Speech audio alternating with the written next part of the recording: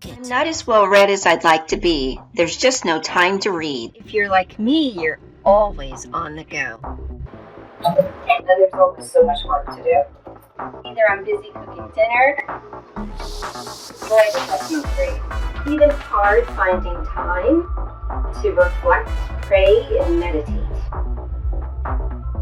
Follow me to find your next read.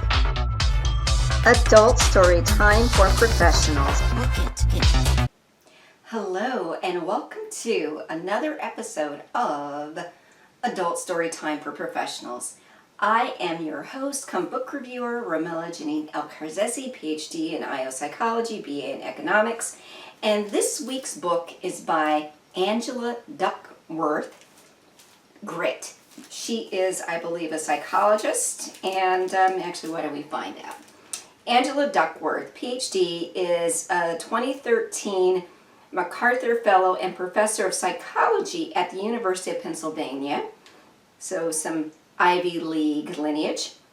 She has advised the White House, the World Bank, NBA and NFL teams, and Fortune 500 CEOs.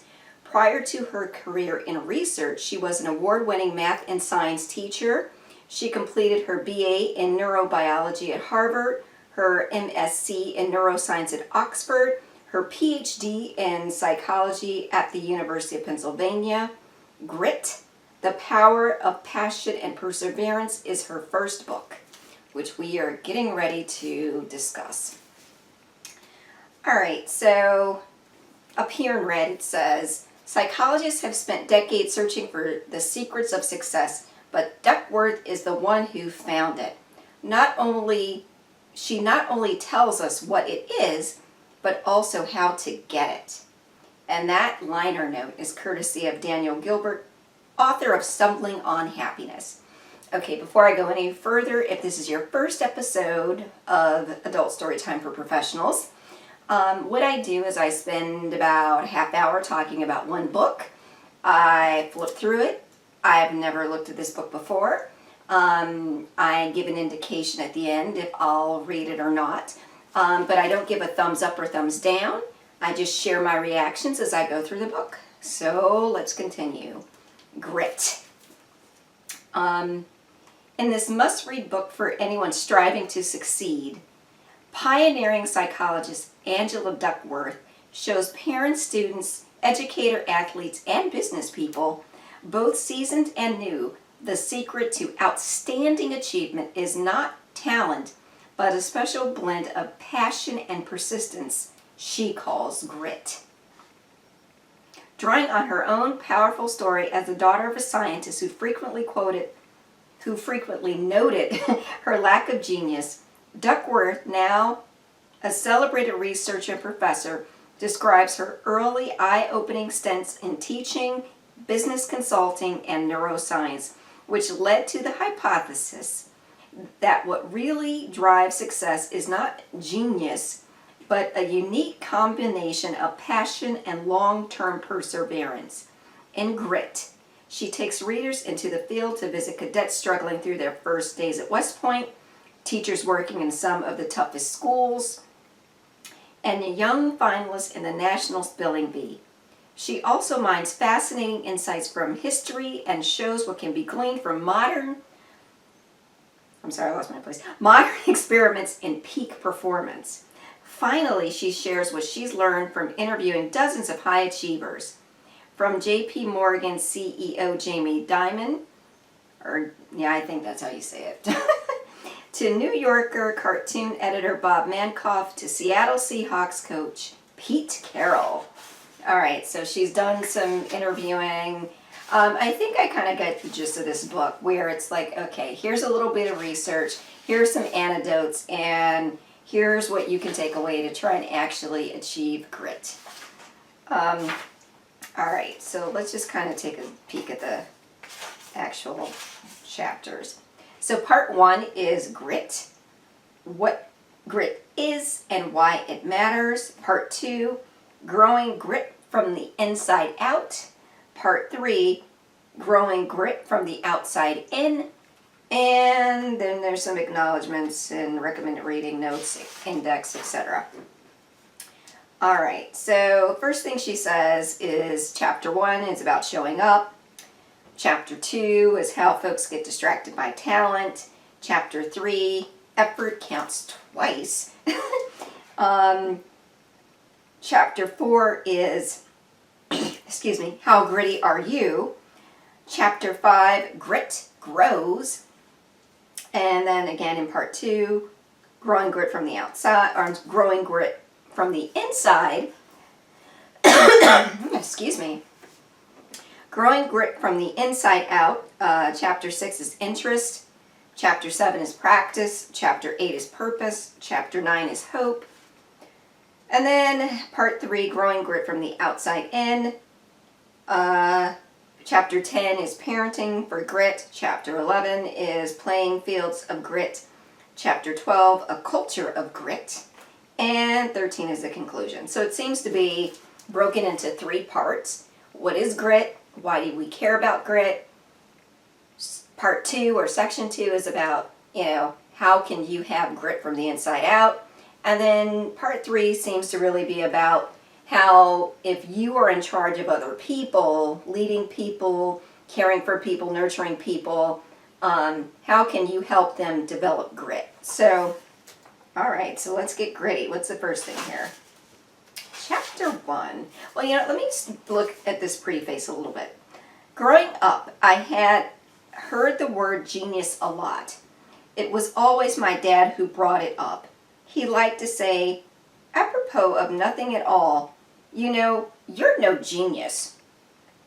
This pronouncement might come in the middle of dinner, during a commercial break for the Love Boat, or after he flopped down on the couch with the Wall Street Journal.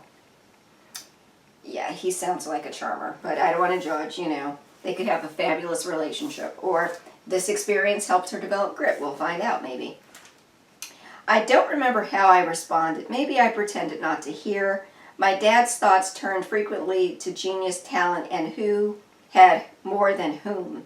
He was deeply concerned with how smart he was. He was deeply concerned with how smart his family was. I wasn't the only problem. My dad didn't think my brother and sisters were geniuses either. By his yardstick, none of us measured up to Einstein. Apparently, this was a great disappointment. Dad worried that this intellectual handicap would limit what we'd eventually achieve in life. Okay. 2 years ago, I was fortunate enough to be awarded the MacArthur Fellowship, sometimes called the Genius Grant. You don't apply for the MacArthur. You don't ask your friends or colleagues to nominate you. Instead, a secret committee that includes the top people in your field decides that you're doing important and creative work.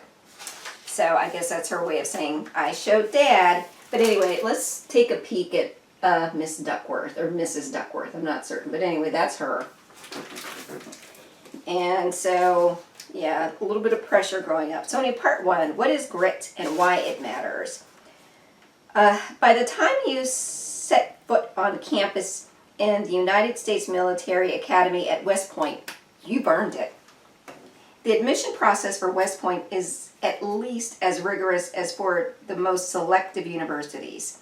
Top scores on the ACT or SAT and outstanding high school grades are a must, but when you apply to Harvard, you don't need to start your application in the 11th grade. And you don't need to secure a nomination from a member of Congress, a senator, or the Vice President of the United States. You don't, for that matter, have to get superlative marks on a fitness assessment that includes running, push-ups, sit-ups, and pull-ups. Each year, in their junior year of high school, more than 14,000 applicants begin the admissions process. This pool is winnowing just to 4,000 who succeed in getting the required nomination. Slightly more than half of those applicants, about 2,500, meet West Point's rigorous academic and physical standards, and from that select group, just 1,200 are admitted and enrolled. Nearly all the men and women who come to West Point were varsity athletes. Most were team captains. And yet 1 in 5 cadets will drop out before graduation. What's more remarkable is that historically, a substantial fraction of dropouts leave in their very first summer during an intensive 7-week training program named, even in the official literature, Beast Barracks, or for short, just Beast. Who spends 2 years trying to get into a place and then drops out in the first 2 months? Then again, these are no ordinary months. Beast is described in West Point Handbook for New Cadets as the most physically and emotionally challenging, demanding part of your 4 years at West Point, designed to help you make the transition from new cadet to soldier. Okay, so a typical day at Beast Barracks. 5 a.m., wake up. 5:30, formation. 5:30 is almost 7, physical training. From about 7 to 7:30, personal maintenance. So I guess, your grooming, shower, what have you. 7:30 to about 8:15, you eat. 8:30 to about 1, training in classes. 1 to about 1:45, you get your lunch. 2 to 3:45, training. 4 to 5:30, organized athletics. And then you get some more personal maintenance. Showering is personal maintenance. Yes, it is. Absolutely. 6 to 6:45, you get dinner. 7 to 9, you get training. 9 to 10 is commander's time. And then you play taps at 10, and then I guess you get tucked in. So it sounds pretty structured. So let's see if we can find something else, because she goes on and on about Beast, and that's great. But let's see what else we've got here. By the last day of Beast, 71 cadets had dropped out. Grit turned out to be an astonishingly reliable predictor of who made it through and who did not. The next year I returned to West Point to run the same study. This time 62 cadets dropped out of Beast, and again Grit predicted who would stay. In contrast, stayers and leavers had indistinguishable whole candidate scores. I looked a little closer at the individual components that make up the score. Again, no differences. So what matters for making it through Beast? Not your SAT scores, not your high school rank, not your leadership experience, not your athletic ability, not your whole candidate score. What matters is grit. All right, so there's some sort of grit scale that I think we must have missed. But anyway, all right, so here we go. So I sat down and looked over my interview notes, and I started writing questions that captured sometimes verbatim descriptions of what it means to have grit. Half of the questions were about perseverance. They asked, how much do you agree with statements like, I have overcome setbacks to conquer an important challenge, and I finish whatever I begin. The other half of the questions were about passion. They asked whether your interests change from year to year, and the extent to which you have been obsessed with a certain idea or project for a short time, but later lost interest. What emerged was the grit scale, a test, when taken honestly, measures the extent to which you approach life with grit. Okay, so now I'm wondering if this scale is actually in the book. All right, so I'm flipping through here to see if there's more questions. All right, I don't see it off again, so let's go to the next chapter here. Distracted by talent. Acquaintances assumed I was trading 80-hour work weeks for a more relaxed lifestyle, but of course anyone who's been a teacher knows there's no harder job in the world. So why leave? In some ways it was consulting, not teaching, that was the detour. Throughout college I tutored and mentored kids from the local public schools. After graduation I started a tuition-free academy enrichment program and ran it for 2 years. Then I went to Oxford and completed a degree in neuroscience, studying the natural mechanisms of dyslexia. So when I started teaching, I felt like I was back on track. Yeah, that's interesting. I think there are a lot of people who are really good at a lot of different things, and they kind of follow the things that they're naturally good at because it seems like that's easier. You know, that's what you're supposed to do because you're good at it. But if you don't love it, it can be a really hard thing to stick with and to follow through. So I guess that's where the passion comes in. We'll find out. So she says, in fact, here, I had been distracted by talent. Gradually, I began to ask myself hard questions. When I taught a lesson and the concept failed to gel, could it be that the struggling student needed to struggle a bit longer? Could it be I needed to find a different way to explain what I was trying to get across? Before jumping to the conclusion that talent was destiny, should I be considering the importance of effort? And as a teacher, it wasn't my responsibility to figure out how to sustain effort, both the students and my own, just a bit longer. Let me reread that. And as a teacher, wasn't it my responsibility to figure out how to sustain effort, both the students and my own, just for a bit longer? That's interesting. All right, let's see here. For several years, several national surveys have asked, which is more important to success, talent or effort? Americans are about twice as likely to single out effort. The same is true when you ask Americans about athletic ability. And if you asked, if you were hiring a new employee, which of the following qualities would you think would be most important? Americans endorse being hardworking nearly 5 times as often as they endorse intelligence.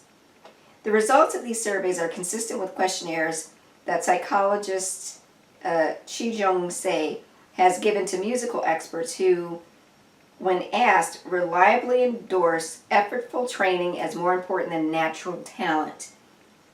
But when she probes attitudes more indirectly, she exposes a bias that tips exactly in the opposite direction. We love naturals. Alrighty. Okay, there's a little graphic here. Give you a chance to see that. And talent is how quickly your skills improve when you invest effort. Achievement is what happens when you take your acquired skills and use them. Of course, your opportunities, for example, having a great coach or teacher, matter tremendously too, and maybe more than anything about the individual. My theory doesn't address these outside forces, nor does it include luck. It's about the psychology of achievement because psychology isn't all that matters. It's incomplete. Still, I think it's useful. What this theory says is that when you consider individuals in identical circumstances, what each achieves depends on just 2 things, talent and effort. Talent, how fast we improve a skill, absolutely matters. But effort factors into the calculations twice, not once. Effort builds skill, and at the very same time, effort makes skill productive. Let me give you a few examples. Okay. There's a celebrated potter named Warren McKenzie who lives in Minnesota, now 92 years old. He has been at his craft without interruption for nearly his entire adult life. Early on, he and his late wife, also an artist, tried lots of different things. You know, when you're young, you think you can do anything, and we thought, oh, well, we'll be potters, we'll be painters, we'll be textile designers, we'll be jewelers, we'll be a little of this and a little of that. We were going to be Renaissance people. It soon became clear that doing just one thing better and better might be more satisfying than staying an amateur at many different things. Eventually, both of us gave up the drawing, the painting, gave up the silk screening, gave up the textile design, and concentrated on ceramic work because that's where we felt our true interest lay. Mackenzie told me a good potter can make 40 or 50 pots in a day. Out of these, some of them are good, and some of them are mediocre, and some of them are bad. Only a few will be worth selling, and of those, even fewer will continue to engage the senses after daily use. That's interesting. So she has another little set of formulas here. Talent times effort equals skill. And at the same time, the number of good pots he brought into the world increased. Skill times effort equals achievement. With effort, Mackenzie has gotten better and better at making the most exciting things I can make that will fit in people's homes. At the same time, with the same invested effort, he has become more accomplished. All right.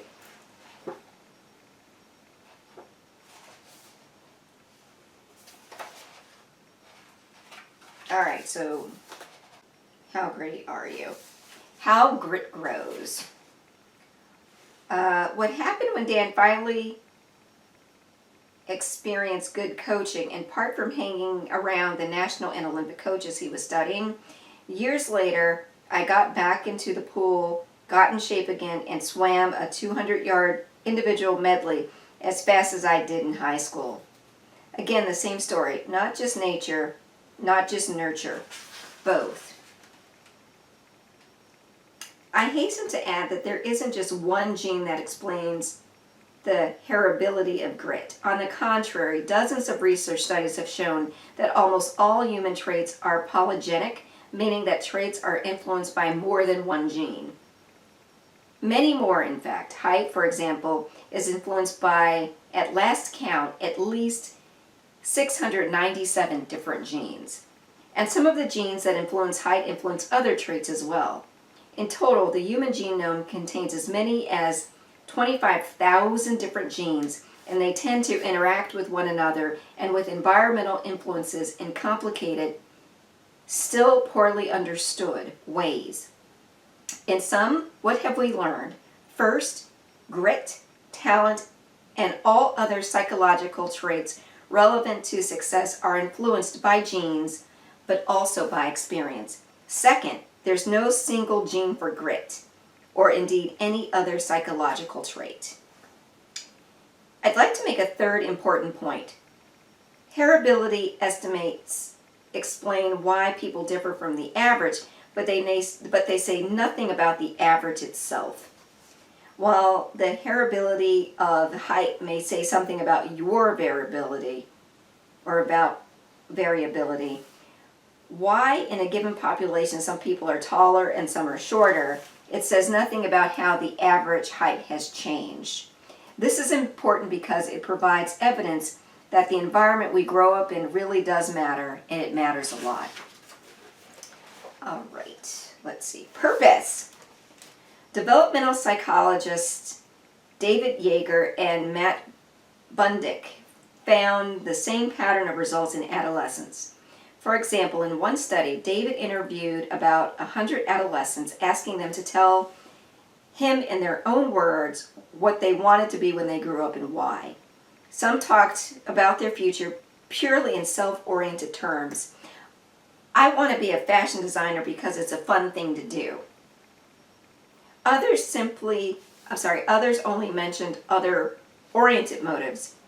I want to be a doctor. I want to help people out. And finally, some adolescents mentioned both self and other motives.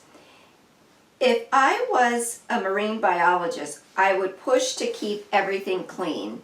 I would pick a certain place and go help that place out, like the fish and everything. I've always loved having fish tanks and fish because they get to swim, and it's like free. It's like flying underwater or something. 2 years later, young people who mentioned both self and other oriented motives rated their schoolwork as more personally meaningful. For many of the grit paragons I've interviewed, the road to a purposeful, interesting passion was unpredictable. Okay, now we're in the hope chapter. Over the next 4 decades, Carol probed deeper. Soon she discovered that people of all ages carry around in their minds private theories about how the world works. These points of view are conscious in that if Carol asks you questions about them, you have a ready answer. But like the thoughts you work on when you go to a cognitive behavioral therapist, you may not be aware of them until you are asked. Here are 4 statements Carol uses to assess a person's theory of intelligence. Read them now and consider how much you agree or disagree with each. Your intelligence is something very basic about you that you can't change very much. You can learn new things, but you can't really change how intelligent you are. No matter how much intelligence you have, you can always change it quite a bit. You can always substantially change how intelligent you are.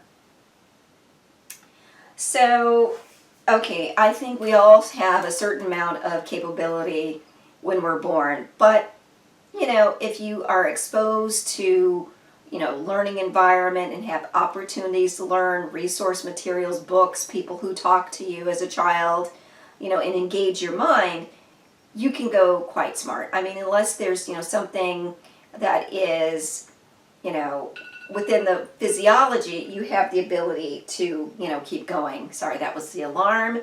And so I need to kind of wrap up. But, my point is, I think that, some people have cognitive deficits when they're born or as a result of accidents. And so their learning capacity is limited. But even then, there are people who excel beyond what they're supposed to be able to do.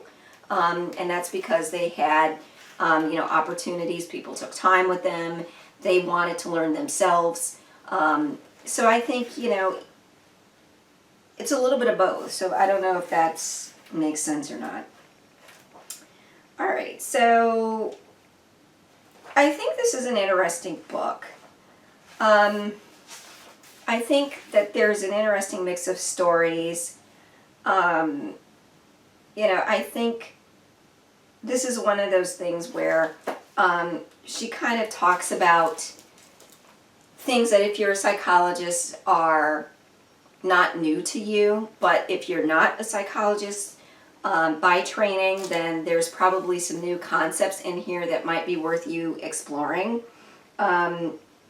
There's definitely a lot of history and research about a trade-off between talent and effort and skill and time and all of those things in terms of performance. I think if you do devote yourself to something fully and you're willing to try and to keep getting better at it, eventually you will.